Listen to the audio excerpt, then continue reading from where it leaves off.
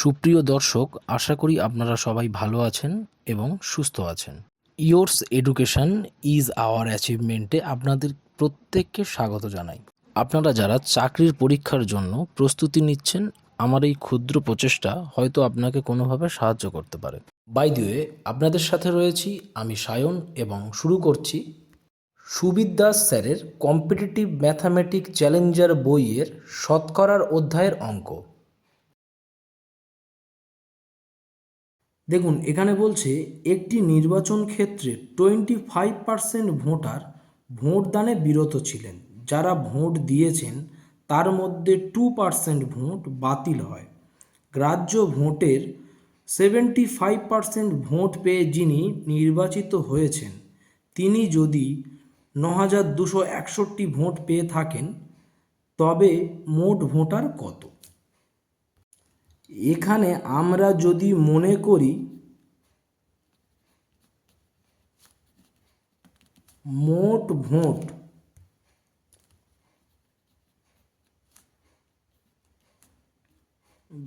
বা ভোটার বলতে পারি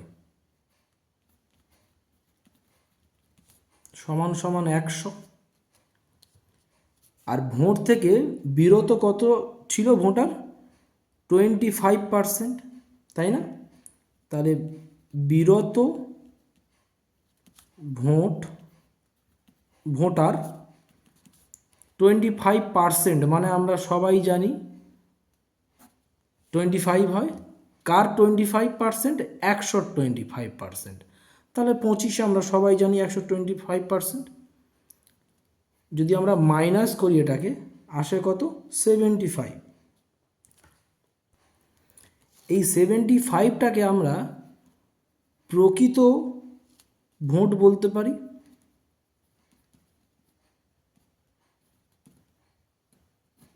এই 75টা প্রকৃত ভোট হয়েছিল। এর আবার 2% ভোট বাতিল হয়েছে। তাহলে 2% বাতিল ভোট,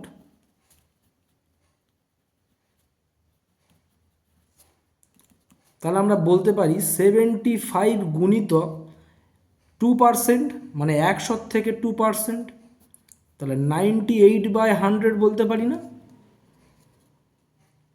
কারণ এই 100রই তো 2% ভোট বাতিল হয়েছে না? তাহলে এইটাকে আবার আমরা বৈধ ভোট বলতে পারি বা যোগ্য ভোট।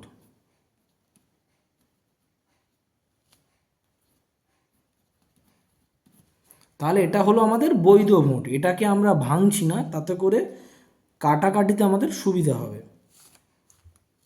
এবার কি বলছে? বিজয়ী প্রার্থী আমরা কিন্তু জানি না কত ভোট পেয়েছে। বিজয়ী প্রার্থী এখানে বলছে 75% ভোট পেয়েছে। তাহলে কার 75% ভোট পেয়েছে? এর পুরোটার 75% ভোট পেয়েছে। কারণ এর থেকে যে 2% বাদ দিয়েছি, দিয়ে তো আমরা জানি না কত ভোট। তাহলে দেখা যাক বিজয়ী প্রার্থীর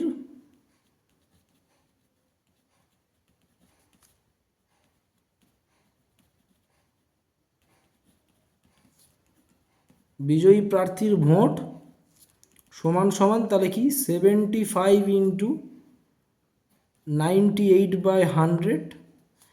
এর আবার 75% পেয়েছে বিজয়ী প্রার্থী, তাই 75/100। যদি আমরা কাটাকাটি করি, কাটাকাটিটা অনেক বড়, তাই আমি আপনাদেরকে দেখাচ্ছি না। কাটাকাটিটা আপনারা করে নেবেন। আমি ভিডিওটা যাতে লম্বা না হয় তার জন্য আমি কাটাকাটিটা দেখালাম না। তো কাটাকাটি করে আমাদের আসছে 55.125। দেখুন, তাহলে এখন আমরা বলতে পারি বিজয়ী প্রার্থীর ভোটের ভ্যালু 9261 ভ্যালু যা এই 50.125 ভ্যালু তাই। তাহলে আমরা বলতে পারি